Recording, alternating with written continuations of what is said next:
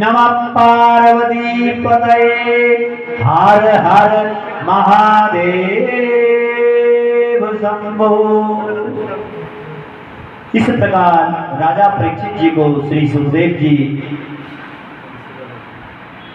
कहते हैं कि श्रीमद् भागवत पुराण में 4 प्रकार की रास लीलाएं हैं। कितनी प्रकार की हैं? 7 नहीं 4 प्रकार की रास लीलाएं भागवत जी के अंदर है। पहली जो रास लीला है उसे कहते हैं, क्या कहते हैं? बताओ। मैं बताऊंगा, मैं पहले आप बताओ। लिख दो, ये तो याद रख लेना। भागवत जी के अंदर जो 4 प्रकार की रास लीलाएं हैं, पहली जो रास लीला का नाम है उसे है वेणु गीत प्रसंग। वेणु गीत प्रसंग के द्वारा कुमारी गोपियां के साथ रास क्रीड़ा, भगवान का रास क्रीड़ा करना, पहली रास लीला। दूसरी जो रास लीला रची गई वो है यज्ञ पत्नियों पर कृपा प्रसंग, विवाहित गोपियों के साथ भगवान अनेकों प्रकार का उनको अनेकों प्रकार की सुख और समृद्धि देते हैं। जो यज्ञ की जो पत्नियां हैं, जो विवाहिता है, जो गृहिणी है, जो भगवान का संकीर्तन करने वाली है, पहली तो उन गोपनाओं को जो जिनका विवाह भी नहीं हुआ था, जो नित्य निरंतर परमात्मा के प्रति जो भगवान का स्मरण करती थी, उन गोपनाओं पर भगवान ने कृपा की। कृपा इस प्रकार की क्योंकि गोपनाओं का भी भगवान के प्रति किसी भी प्रकार कोई गलत औचित्य नहीं। भगवान को पाने के लिए गोपनाई व्याकुल थी, उनके ऊपर भगवान ने कृपा की।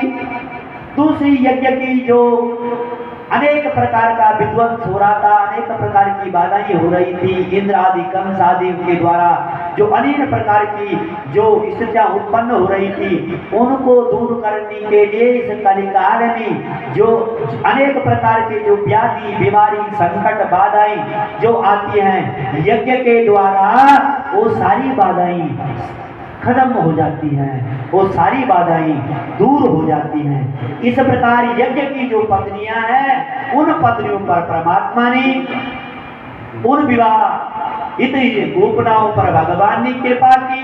और दूसरी जो लीला, जिस लीला की और हम प्रस्थान हो रहे हैं, वो गोवर्धन की लीला है। जिस लीला पर वृद्ध गोपियों को देखो कितनी दयालु, कितनी कृपालु भगवान आनंद कंद श्री कृष्णचंद्र भगवान, भगवान भक्त के वश भी है, भगवान स्वयं के वश भी नहीं है। भगवान हमेशा भक्तों के वश में रहते हैं, परंतु वसर्ज यह है कि भक्त का भाव परमात्मा को प्राप्त करने के लिए क्या उद्देश्य है। भस्मासुर की तरह भक्ति मत करो, महिषासुर की तरह भगवान की भक्ति मत करो।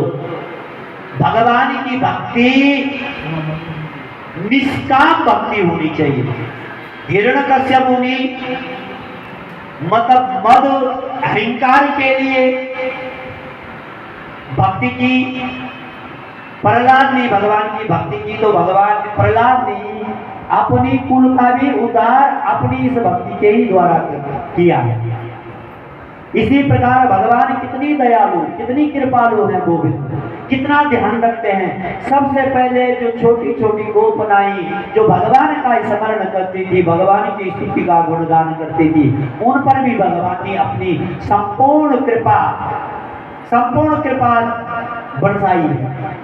उसके उपरांत जो दूसरी जो भक्ति है, उस भक्ति पर भी परमात्मा ने, जो यज्ञ की पत्नियां हैं, उन पर भी परमात्मा ने अपनी कृपा दृष्टि रखी है। जो वृद्ध अवस्था वाली गोपनाई थी गोवर्धन पर्वत पर, जो मूसलाधार, अब जो आगे कथा चलेगी उस कथा पर जो वयोवृद्ध माताएं, जिन माताओं का जो 120 वर्ष की हो चुकी थी, वो भी भगवान के प्रति, भगवान को पाने के लिए व्याकुल थी, चिंतातुर थी, भगवान के लिए परेशान थी, भगवान को त्यागती थी।